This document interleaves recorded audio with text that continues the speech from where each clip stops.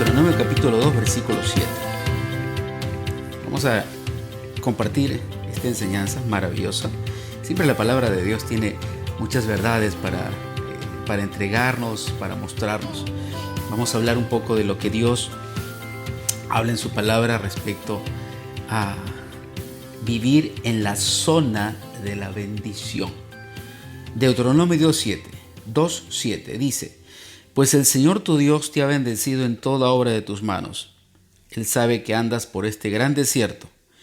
Estos 40 años el Señor tu Dios ha estado contigo y nada te ha faltado. Voy a volverlo a leer. Pues el Señor tu Dios te ha bendecido en toda obra de tus manos. Él sabe que andas por este gran desierto. Estos 40 años el Señor ha estado contigo y nada te ha faltado. 40 años que el pueblo de Israel estuvo caminando en el desierto y Dios le dice: nada te ha faltado. 40 años. 40 años de provisión, 40 años de recursos. Aún la Biblia dice que ni el calzado ni la ropa de ellos se gastó. 40 años. Es toda una vida. En algunos registros de la historia, en el Antiguo Testamento, se menciona el número 40 como el inicio de una nueva generación. Estamos hablando de toda una generación que tuvo recursos de Dios y que no le faltó absolutamente nada. Y quiero que veas al principio, dice: el Señor Dios te ha bendecido en toda la obra de tus manos. 40 años. Dios bendijo al pueblo de Israel en la obra de sus manos. Nada les había faltado. Y Dios se lo dice. Él sabe que andas en este desierto. Me encanta esa palabra. Él sabe. Él sabe por dónde estás pasando. Él sabe qué es lo que estás viviendo. Él sabe. Y no es porque Dios no sepa y tenga que decirte yo sé. Cuando Dios le dice yo sé lo que estás haciendo, es porque Dios mismo le dijo a Moisés y habló con el pueblo de Israel para que caminen por el desierto hasta llegar a la tierra prometida. Es que Dios sí sabía, porque Él se los había dicho. No era un camino desconocido para Dios. No es que Israel quiso hacer algo completamente diferente a lo que Dios quería hacer. Y dice: Él sabe que andas por este gran desierto, por estos 40 años, y Él ha estado contigo y nada te ha faltado. Quiero mostrarte 5 maneras de permanecer o de estar en la zona de la bendición de Dios. 5 maneras, 5 formas de estar y permanecer en la zona de la bendición de Dios. Toma nota, por favor. Esto va a ser muy importante para tu vida. Yo quiero disfrutar. Dios nos ha llevado a vivir una vida sobrenatural y yo quiero disfrutar esa vida. Quiero disfrutar la vida de la provisión. Quiero disfrutar la vida en donde hay respuestas. Quiero disfrutar la vida donde hay victoria, donde hay sanidad, donde hay crecimiento. Es que esta es la vida que debemos de anhelar. Tú no puedes anhelar otra vida. El mundo siempre nos da una información equivocada. El medio en el que vivimos nos da una información equivocada, donde terminamos aspirando a sobrevivir o a poder salir adelante o a poder de repente tener algunos logros, cuando la Biblia dice que en Cristo vivimos de victoria en victoria. Cuando la Biblia dice que Jesús ganó la batalla al pecado, a la muerte, a Satanás, en la cruz del Calvario. Entonces, no tenemos la misma implicancia que el mundo tiene cuando ellos buscan algo que no les ha sido dado, que no lo han obtenido porque decidieron no creer en Dios. Pero tú y yo hemos decidido creer en Dios. Entonces, esta no es la vida que tenemos, no es el ejemplo que podemos seguir ni darle a nuestros hijos. Toma el ejemplo de la palabra de Dios. Toma el ejemplo de lo que la Biblia dice para ti y para los tuyos. Vamos a ver las 5 maneras de permanecer en la zona de la bendición de Dios. El primero de ellos es algo importante. Cuando Él te envía, sabes, tienes que saber que hasta la provisión de Dios, los recursos de Dios, las puertas abiertas estarán para tu vida, porque Dios te está enviando. Quiero mostrarte en Lucas capítulo 22, versículo 35. Y Jesús les dice esto. Y a ellos dijo, cuando los envié sin bolsa, sin alforja y sin calzado, ¿les faltó algo? Ellos respondieron, nada. Cuando Jesús envía de dos en dos a los discípulos, cuando los estaba preparando, Él les dice, no lleven dinero, no lleven 2 pares de calzado, no lleven alforja, no lleven nada, vayan como ustedes están en este momento. Y probablemente uno diría, bueno, esta es la manera de hacerlo. Pero lo que Jesús estaba enseñando es a mostrarles la provisión que Él tenía en ese momento por la autoridad que les estaba entregando. Jesús mismo los envió de dos en dos. Y luego les pregunta, cuando los envié sin bolsa, sin dinero, sin alforja, sin recursos, sin comida, sin calzado, ¿les faltó algo? ¿Pueden quejarse de algo? Y ellos respondieron, nada. Porque cuando alguien te envía, el que asume la responsabilidad no eres tú, es el que te envió. El que asume la responsabilidad cuando tú haces una labor es el que te envió, el que te dijo que lo hagas. Tú te estás sometiendo, tú estás confiando, tú estás dejando tu vida, estás dejando tus capacidades en la autoridad y en la voz del que te dice que lo hagas. Por eso qué importante es saber a quién nos rendimos, la voz de quién estamos escuchando, a quién obedecemos. La responsabilidad es justamente del que te dice que lo hagas.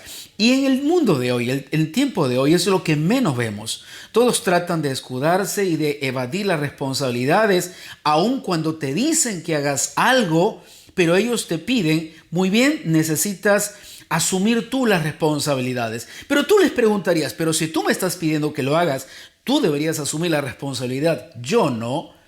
Lo que estamos viendo en este momento, por ejemplo, en el medio en el que nos movemos, en el mundo entero, para cada asistencia médica, tú firmas haciéndote responsable de lo que permites, de tu consentimiento.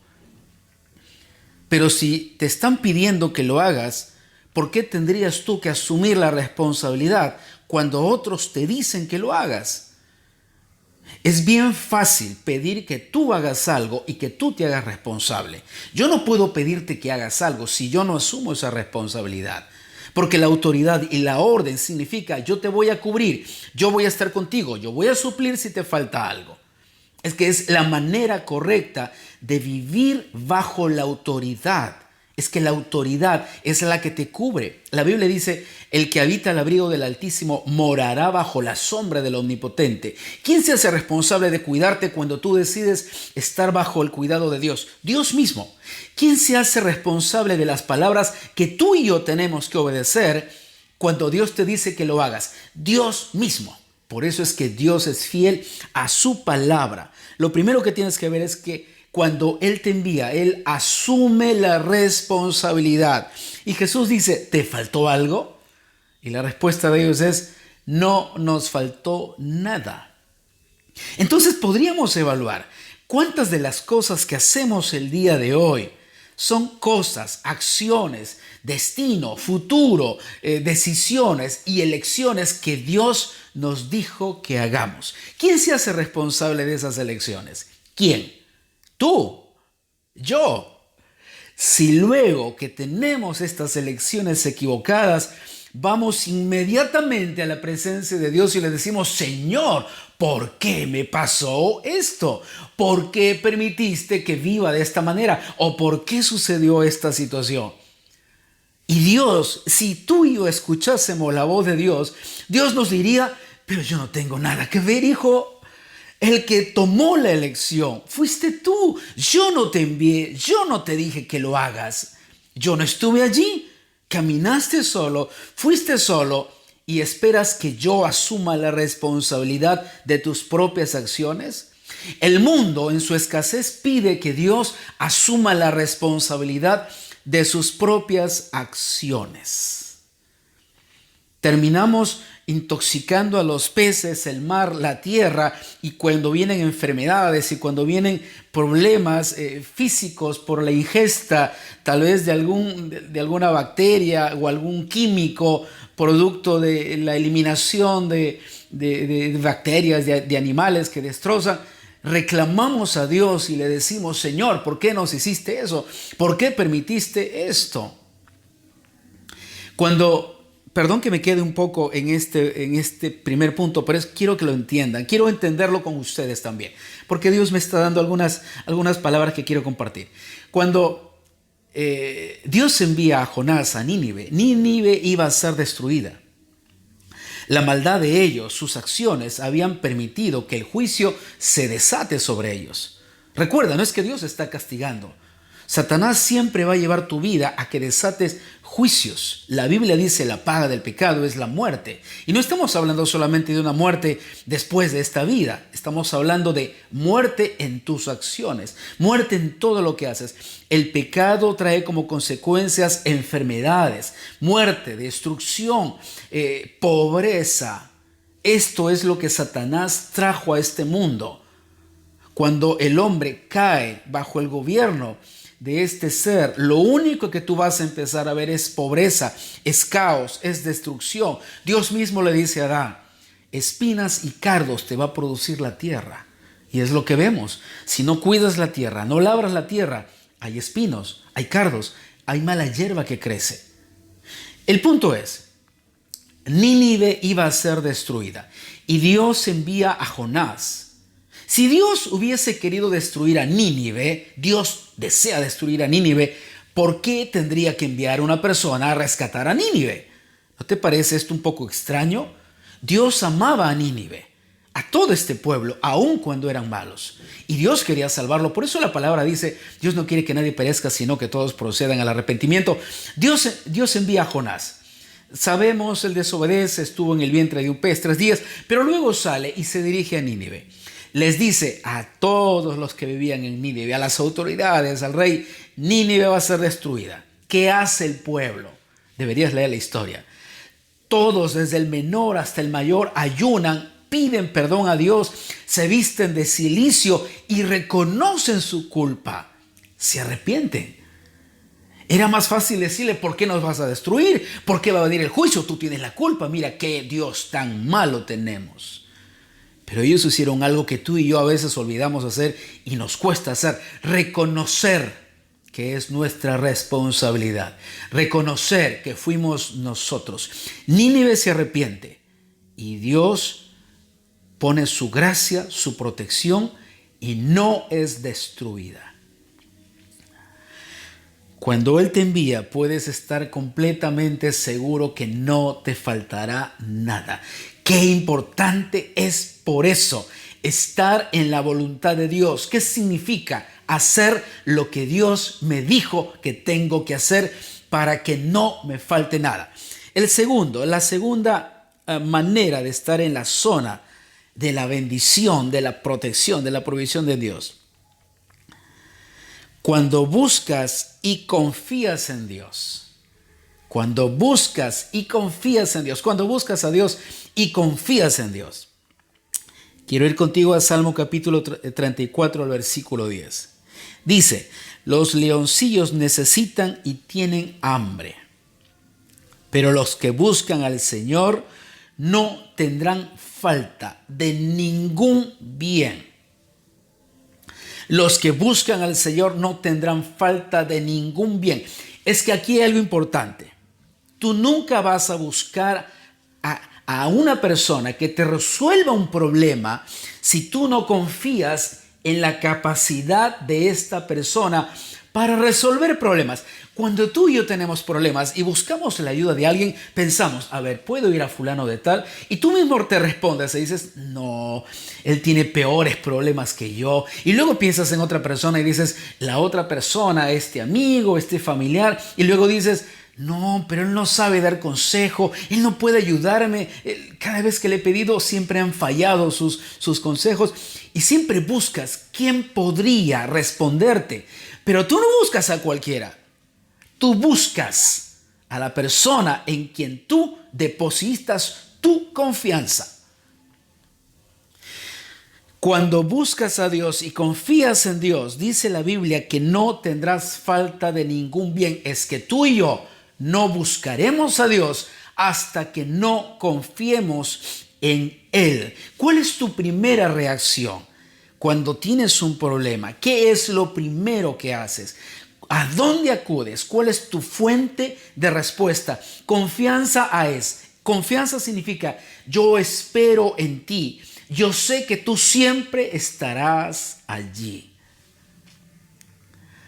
Tú nunca depositarás la confianza, nunca buscarás a alguien en quien no confías, nunca buscarás a Dios hasta que no tengas puesta tu confianza en Él.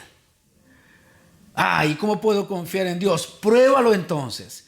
Prueba más a Dios. Permite que Él pueda gobernar en todas las áreas de tu vida. ¿Por qué no le entregamos todas las áreas? Porque nos gusta mantener el gobierno y el control de nuestras propias áreas, pero aún así le decimos que Él es responsable. ¿Cómo Dios puede hacerse responsable de algo que tú estás gobernando? De algo que tú tienes a tu cuidado. ¿Por qué no empiezas a entregarle diferentes áreas? Tu economía, tus hijos, tu vida, si estás soltero, si estás casado, si tienes una familia, si tienes problemas. ¿Por qué no empiezas a entregar tu confianza en esas áreas a Dios? ¿Por qué no empiezas a confiar de que Él sí tiene respuestas, que Él tiene poder en todas las áreas de tu vida? ¿Por qué siempre estás midiendo? Si Dios no lo hace, tengo otro plan, tengo el plan B. Si no funciona con Dios, tengo este plan C. Si Dios no lo hace, yo haré esto. ¿Cuántas personas han estado planificando viajar si es que algo no salía bien? ¿Esto es confianza en Dios? ¿Realmente estás confiando en Dios? Quiere decir que Dios no es suficientemente poderoso y capaz para salvarte de cualquier situación complicada en tu vida, así sea si estás a punto de perder la vida. Dios no es suficientemente capaz, que necesitas tomar una acción tú mismo y luego pedir que Dios bendiga esa acción. ¿Por qué no confías en Dios? Empieza a confiar en Dios para que busques a Dios. Y la Biblia dice, los leoncillos necesitan y tienen hambre, pero los que buscan al Señor no tendrán falta de ningún bien. No tendrán falta de ningún bien. Voy al tercer punto. La tercera forma de permanecer en la zona de la bendición de Dios. Este es maravilloso. Cuando esperas con fe y paciencia. Cuando esperas con fe y paciencia. Quiero ir contigo a Filipenses capítulo 4, versículo 19, por favor. Filipenses 4, 19. Dice, mi Dios pues suplirá todo lo que os falte conforme a sus riquezas en gloria en Cristo Jesús. Mi Dios pues suplirá todo lo que os falte conforme a sus riquezas en gloria en Cristo Jesús. Quiere decir que hay cosas que Dios ya ha suplido para mi vida y hay otras cosas que Dios suplirá conforme a todas sus riquezas porque sabe que lo necesitaré. La necesidad de un niño es completamente diferente a la necesidad de un adulto. Recuerda, si Dios pudo responder durante 40 años al pueblo de Israel, no siempre tuvieron ellos 40 años. Puedes pensar que alguien era un niño tal vez de 5 o de 10 años y tuvieron que pasar 40 años. En esta edad de 10 años tenía una necesidad completamente diferente, pero a los 40 tenía otro tipo de necesidades. Y la Biblia dice, mi Dios suplirá todo lo que os falte. ¿Me falte dónde? En el proceso. Lo que no necesitas ahora, Dios no puede darte. No puede entregarte lo que no necesitas hoy.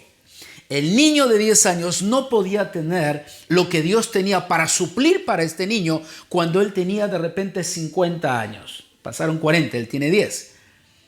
Cuando él tenía 50 años, Dios tenía una provisión para ese tiempo, para esa estación, para ese momento de su vida. Es que a veces somos apurados, pues. Mi Dios pues suplirá todo lo que falte. No tenemos paciencia. No creemos porque estamos esperanzados en que Dios me responda. Porque tengo 10 años, me tiene que dar lo que yo no necesitaré hasta tener 50 años. ¿Por qué Dios te daría lo que no necesitas en este momento si Él te lo va a dar después?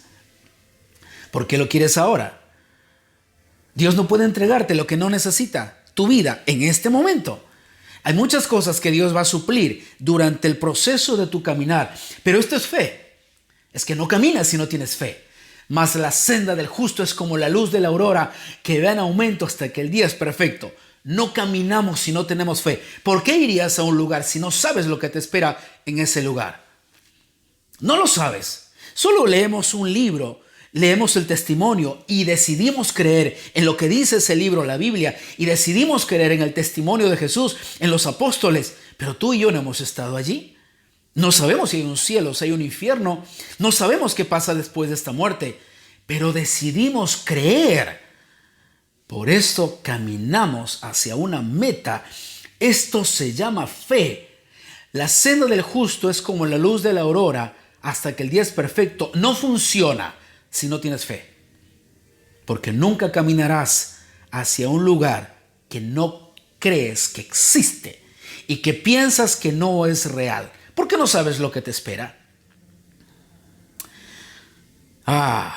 Paciencia, ¿verdad? Santiago 1 del 3 al 4. Sabiendo que la prueba de vuestra fe produce paciencia. Mas tenga la paciencia su obra completa para que seáis perfectos y cabales sin que os falte cosa alguna. La Biblia dice que también los hombres de Dios a través de la paciencia alcanzaron las promesas. ¿Qué promesas? Las que no eran para este tiempo, las que eran para este tiempo. La alcanzaron por la paciencia. Se probó su paciencia y ellos caminaron en fe hasta alcanzar esa promesa.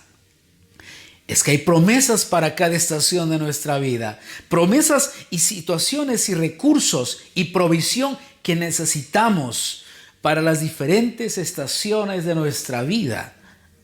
¿Recuerdas cómo Dios le entregó la provisión al pueblo de Israel? Durante el día había una nube que los cubría para que el sol no les queme. Y durante la noche había una columna de fuego que los guiaba y les daba protección y calor. ¿Te diste cuenta que para cada situación Dios trajo la provisión? ¿Qué tal si alguien decía, Señor, están viniendo, hay demasiado sol, ponme una columna de fuego? Dios no te iba a poner una columna de fuego en medio del desierto durante el día. Te hubieras calcinado. Cada provisión, cada respuesta de Dios viene en el momento de la necesidad real de tu vida. No cuando viene mi capricho y yo digo, dámelo en este momento. Es en el momento de mi madurez, en el momento de la verdadera necesidad, de la realidad. Cuando Dios le hace la promesa a Abraham de un hijo, pasaron muchos años, hasta que él pueda tener el hijo. Y esos años que pasaron, Dios trató con el carácter de Abraham, Dios trató con su vida, hubo muchas cosas que Dios hizo en él para que él pueda tener la promesa. Oh, no, Dios no está con los brazos cruzados. Las promesas llegan cuando se necesitan. Las promesas llegan en determinado proceso. Las promesas llegan en la estación en la que tú la requieres y la necesitas. Pero requieres la paciencia. Somos tan apurados que en el capricho de nuestra vida le damos una patada a la paciencia y nosotros traemos nuestras propias respuestas. Y tú y yo podemos preguntarnos, ¿cuándo nuestras respuestas han sido perfectas? Nunca. Nuestras respuestas no tienen tal vez ni un atisbo de perfección. Son ideas, son supuestos, son teorías que manejamos. Tal vez funciona, tal vez no funciona, pero no puedes vivir a la suerte. La prueba de vuestra fe produce paciencia, pero la paciencia tiene que tener su obra completa. Paciencia significa largo sufrimiento. Para un largo sufrimiento requieres longanimidad. La Biblia enseña de la longanimidad. ¿Qué es la longanimidad? Largo ánimo. ¿De dónde viene? Fruto del Espíritu Santo. Longanimidad. largo ánimo para un largo sufrimiento. Es que sin ese fruto del Espíritu Santo no tienes paciencia. Sin el poder del Espíritu Santo, ¿cómo puedes ejercer una paciencia? Tu paciencia será probada, pero requieres del fruto, del poder del Espíritu Santo para la longanimidad, largo ánimo. Te doy otro pasaje. Juan capítulo 5, verso 44. Seguimos en el punto 3, cuando esperas con fe y paciencia. Juan capítulo 5, versículo 4. Jesús le decía a un grupo de personas, algunos fariseos: ¿cómo pueden ustedes creer? Pues reciben gloria los unos de los otros y no buscan la gloria que viene del único Dios. Voy a volverlo a leer. ¿Cómo pueden ustedes creer? Pues reciben gloria los unos de los otros y no buscan la gloria que viene del único Dios. ¿Cómo puedes creer? ¿Cómo puedes alimentar tu fe si tu confianza está puesta en diferentes personas, en tus familiares, en tus amigos, en otras personas? ¿Cómo puedes generar fe? ¿Cómo puedes esperar cuando dice Jesús, si reciben ustedes gloria los unos de los otros? Yo creo en ti, tú crees en mí, los dos creemos juntos. Recibimos la gloria y la confianza y empezamos a caminar juntos y dependo de ti, ya no dependo de Dios. Dependo de lo que me digas, dependo de lo que haces conmigo. No lo hago si no estás a mi lado. No lo hago si no me das los recursos. Si no me apoyas, no puedo hacerlo. Si no me aplaudes, no puedo hacerlo. ¿Cuántas veces a mí me han dicho, pastor, quiero que me llame todos los días para que yo pueda leer la Biblia y pueda orar con usted? Y yo le decía, ¿y no tienes el Espíritu Santo que pueda ayudarte? No, es que me siento animado cuando alguien siempre lo hace a mi lado. Y yo le decía, ¿cuántos años tienes de cristiano? ¿Y sabes qué me respondía? 10. Y en 10 años no has podido sostener tu vida y creer en Dios para hacerlo en el poder de Dios. Que requieres la asistencia de otras personas porque no eres capaz de aferrarte a Dios y tener madurez. Es que la Biblia enseña que a los niños, hablando espiritualmente, uno tiene que instruir al niño hasta que esté listo y preparado. Es un caminar, es la leche espiritual, pero no puedes seguir comiendo leche espiritual toda la vida. Toda la vida, ¿cuándo empiezas a asumir responsabilidad por otros? Si sigues pensando en que tú eres el único que requiere cuidado, atención, respuestas, provisión, sanidad, ánimo, entonces, ¿cuándo realmente maduras? Una de las características del hombre maduro es que se hace responsable por otros. ¿Por qué? Porque él ya es responsable de su propia vida. ¿Cómo me puedo hacer responsable de la vida de otros si yo no soy responsable de mi propia vida? Jesús dijo lo siguiente: ¿por qué le dices a tu hermano, déjame quitarte la pajita, ¿no?, que tienes en el ojo? Primero quita la viga que tienes en tus ojos para que puedas ayudar a tu prójimo y quitar esa pajita que tiene en el ojo. ¿Qué estaba enseñando Jesús? Si no te haces responsable de tu propia vida, ¿cómo podrás ser responsable de la vida de otro? Si no has podido cuidar tu propia vida, ¿por qué podrías cuidar la vida de otro? El principio de una madurez es asumir la responsabilidad de mi hombría o de la feminidad que tú puedas tener. Asumes la responsabilidad de tu vida. Asumes tus compromisos con Dios. Asumes tus compromisos con tu familia, con la sociedad. Asumes esa responsabilidad. Esa madurez te lleva a ti a asumir la responsabilidad por otros. Por eso Pablo decía en una de sus cartas, debiendo ustedes ser maestros, porque este era el deseo de Pablo. Ya les enseñé, les he instruido, les he dado ejemplo, ustedes han visto el poder de Dios, y debiendo ser maestros, siguen ustedes practicando lo básico, vuelven al principio. Ay, sí, órame, mírame, ay, me arrepiento, he mentido. Vuelven a lo básico de que alguien solo vea por tu propia vida. Recuerda,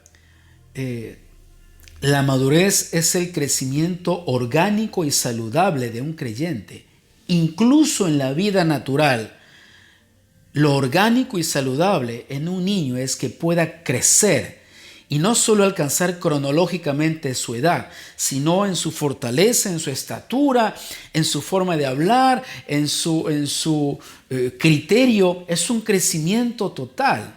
Esto es natural. Cuando tú observas que esto no sucede, tú dices que hay una anomalía. Algo está mal en este niño y requiere atención. Probablemente no te has dado cuenta, pero Jesús dijo esto. ¿Cómo puedes creer si sigues recibiendo gloria los unos de los otros? ¿Cómo tu fe puede crecer si aún no te has aferrado de Jesús? La Biblia dice, puestos los ojos en Jesús, el autor y consumador de nuestra fe. Es que allí está el crecimiento de nuestra fe y de nuestra madurez. Y dice, y no buscan la gloria que viene del Dios único. No buscas la verdadera gloria, la que viene del verdadero Dios único. De allí deberías buscar la verdadera gloria, tu dependencia, tus recursos, la fuente para que traiga provisión a todas las áreas de tu vida. Y voy al último. Me falta todavía. Voy al número 4. Cuando es tu pastor. Salmo 23:1. El Señor es mi pastor, nada me faltará. ¿Cómo entendemos esto? Ninguno de nosotros tiene una crianza, no tiene ovejas, no tiene un ganado, pero si podemos entender lo que significa que el Señor es mi pastor y no me faltará nada, David se coloca en la posición de una oveja que tiene la necesidad de ser cuidada, de ser amada y de ser alimentada. Y cuando él dice, Él es mi pastor, nada me va a faltar, está hablando exactamente de esto, del cuidado, de amor y de sustento. No me va a faltar esto. Pero cuando David se colocaba en la posición de oveja y Dios era su pastor, el Señor era su pastor, él había decidido algo. Todo mi alimento, todo mi sustento provienen de Dios. Él me va a pastorear. ¿Qué significa? Él me abre el camino por donde yo voy. Él me muestra el lugar donde debo de estar para crecer. Él es a quien yo sigo. Yo sigo a mi pastor porque Él me da alimento, me da pasto fresco, me cuida, me da amor, me da protección. He decidido que Él sea mi pastor. Hablando David en la posición de oveja. Pero también tienes que entender algo. El pastor tiene un redil. Y la protección del pastor sobre la oveja es que la oveja se quede en el redil. Es que tú seas parte no solo del cuerpo de Cristo, no solo tengas una empatía con la vida cristiana, es que seas un cristiano, es que permanezcas en el lugar de la presencia de Dios siempre. El redil es el lugar donde Dios nos tiene para protección. Si sales del redil no hay ninguna protección. No hay provisión, no hay recursos, no tienes nada. David había decidido que el Señor sea su pastor. Pastoréame. Yo voy a seguirte a ti donde tú vayas, donde tú me digas que tengo que ir, el lugar donde tú me dices que tengo que comer. El Señor es mi pastor, nada me va a faltar. Qué hermoso, ¿verdad? Habría que estudiar de repente tú y yo, entender y tener mayor conocimiento qué es una oveja, cómo el pastor guía a las ovejas. Y te añado algo más, un pastor siempre tiene su vara y su callado. Su callado es para jalar a las ovejitas y para poder atraerlas hacia él. Su callado y su vara. En algunos momentos de las crianzas, la vara de un pastor sirve para quebrar la patita de la oveja. Cuando esta oveja se porta y brinca y salta de un lugar para otro y la quiebra, luego la venda, pero la tiene a su lado. Tu vara y tu callado me infundirán aliento.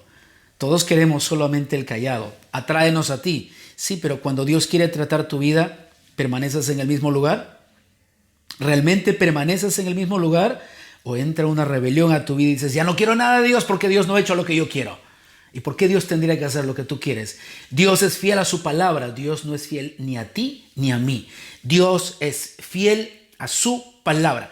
El cielo y la tierra pasarán, pero mis palabras no pasarán. Y vamos al último. Cuando caminas en el amor. La quinta forma, la quinta manera de mantenerse firmes en la zona de la bendición, en la zona de la provisión de Dios. Cuando caminas en amor. Quiero que leas conmigo, por favor, 1 de Tesalonicenses, capítulo 4, del 9 al 12. En cuanto al amor fraternal, es un poco extenso, puedes leerlo en tu Biblia o puedes escucharme. Préstame toda tu atención, por favor, dame toda tu atención. En cuanto al amor fraternal, no necesitan que les escribamos, porque Dios mismo les ha enseñado a amarse unos a otros. Dios mismo. En efecto, ustedes aman a todos los hermanos. Y él habla de un lugar que viven en Macedonia. Era una carta. No obstante, hermanos, les animamos a amarse aún más. Pablo decía, amas, ya tienes amor, ahora te animo a que tengas mucho más amor. Vive en amor constante. Y voy a seguir leyendo. A procurar vivir en paz con todos, a ocuparse de sus propias responsabilidades y a trabajar con sus propias manos. Así les he mandado. Versículo 12. Para que por su modo de vivir se ganen el respeto de los que no son creyentes y no tengan que depender de nadie. En otras versiones, y que no les falte nada. ¿Cuál era el punto de Pablo? Que vivas en amor. Que vivas en amor. Él decía, ¿aman a los hermanos? Muy bien, ámenlos mucho más. O sea, no tengas amor. Llénate plenamente del amor de Dios. ¿Recuerdas la característica del amor? El amor da a expensas de uno mismo. No es mezquino. Tú y yo damos a los que de repente merecen, pero también damos a los que no merecen. El amor nunca es mezquino. Sí, yo amo a los que conozco y los que son míos, pero yo imito a Jesús. Yo amo a los que no conozco, a los que no son míos, porque ellos necesitan de ese afecto. El amor da a expensas de uno mismo. Lo contrario al amor es la lascivia. Se beneficia a expensas de otro. Esto lo hemos hablado mucho. Es tan triste poder tener la relación con personas que tú no amas, que tú no quieres, que no conoces, pero tienes relación con ellos por el único hecho de que puedes obtener un beneficio. Puedes beneficiarte de ellos. Esto no es amor, ni siquiera es lealtad, ni fidelidad, ni siquiera es amistad. Es pura lujuria.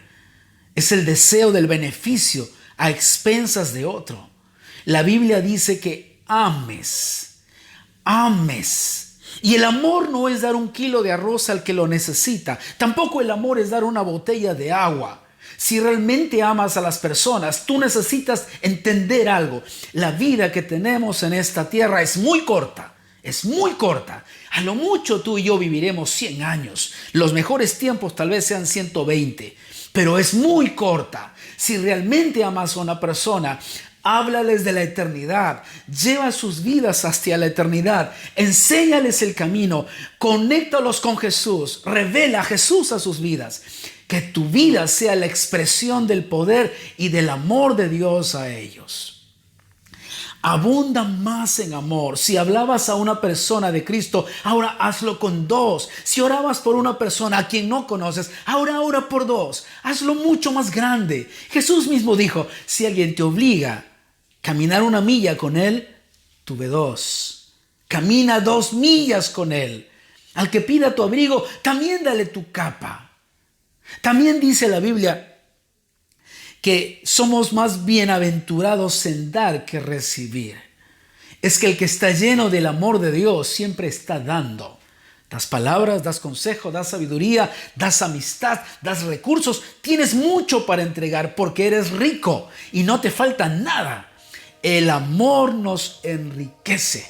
El consejo de Pablo es: abunda más y más en amor, para que los creyentes puedan conocer a Jesús a través de tu vida. Y lo segundo, para que no tengas que depender de nadie, para que no te falte absolutamente nada. Caminar en amor es caminar en victoria. El que camina en victoria ya ganó, ya triunfó en la vida. Por eso es que la palabra dice: en Cristo vamos de victoria en victoria.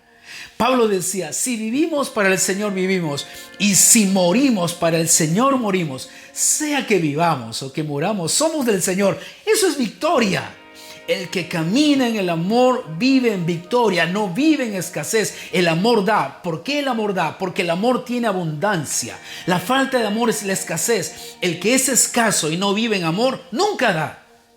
Siempre le falta. Nunca tiene lo suficiente. Si no tiene para él, menos tendrá para otros. Por eso es que Pablo decía en una de sus cartas: abunda en amor, que Dios, que su presencia esté en ti, para que seas testimonio y no te falte absolutamente nada. Puedas entregar y seguir dando y ser una fuente que nunca termine. El amor, vivir en amor, habla de vivir en abundancia, porque el amor da. Solo una persona que vive en abundancia siempre da, a expensas de él mismo. ¿Por qué? Porque yo no soy la fuente. Yo tengo una fuente inagotable que se llama Jesucristo, de donde tomo todo aquello que necesita mi vida y me sobra para dar a los demás. ¿Se acuerdan de los 5 panes y los 2 peces? Y más de 5,000 personas allí. Tomaron esos 5 panes y 2 peces, dieron gracias a Dios. Y la provisión empezó a fluir, a fluir, a fluir, a fluir. Comieron los que entregaban, porque los discípulos entregaban los panes y los peces. Ellos comieron hasta saciarse. Y los demás también. Y sobraron 12 cestas de todo lo que habían repartido. Porque así es el amor. Da provisión abundante, no solo para ti. Es que en la abundancia no hay escasez. Para que no te falte nada, para que tengas en abundancia. 5 puntos para aprender a vivir en el amor, en la zona de la bendición. El primero, cuando Él te envía. El segundo, cuando buscas y confías en Dios. El tercero, cuando esperas con fe y paciencia. El cuarto, cuando decides que Él sea tu pastor. Y el quinto, cuando caminas en amor. ¿Cuánto nos hace falta entender estos principios para vivir una vida realmente en victoria? Nuestra vida muchas veces va de derrota en derrota. Y no es que Dios nos lleve en derrota, porque en Cristo no hay pérdida. Tú puedes encontrar en la Biblia: en Cristo siempre ganamos, en vida ganamos, partiendo de este mundo ganamos, siempre ganamos. Entonces, ¿por qué vivimos en derrota? ¿Por qué vemos muchas veces alrededor de nosotros miseria? ¿Por qué siempre estamos quejándonos, lamentándonos de que no nos falta nada, de que nos faltan las cosas? ¿Por qué nos lamentamos y le decimos a nuestros hijos: no hay? Una de las cosas que yo he decidido en mi casa es nunca hablar a mis hijos de decirles: no hay, no alcanza. Yo no voy a usar esa palabra. Yo voy a usar, si no hay, diré: Dios proveerá. Voy a usar mi fe. Sí tenemos, hay abundancia. Dios nos ha enviado. Dios nos va a dar los recursos. Dios te ha enviado a ti. Dios te envía los recursos. Tienes que empezar a declarar victoria en Cristo. Tienes que empezar a vivir en esta zona de la bendición y de la provisión de Dios. Yo quiero orar por ti, por favor. Quiero que cierres tus ojos en este momento. Señor, yo oro por cada persona que ha estado conectado a través de este medio, Señor. Yo oro para que tu palabra llegue a ellos, para que puedan ser conectados con la fe real, que sean conectados con tu presencia, Señor, que ellos puedan salir del lugar donde se encuentran, que sean rotas las cadenas de sus vidas. Señor, el claustro en el que ellos se encuentran sea abierto, sea quitado. Las puertas sean abiertas de sus vidas, de sus mentes, que sus ojos espirituales puedan mirar la abundancia que ya tienen en ti. Que vean todos los recursos que tú les has dado, Señor. Yo oro en el nombre de Jesús para que ellos empiecen a vivir y a caminar en victoria. Que el amor sea la bandera que ellos tengan para sus vidas. En el nombre de Jesús yo te pido esto, Señor. Amén.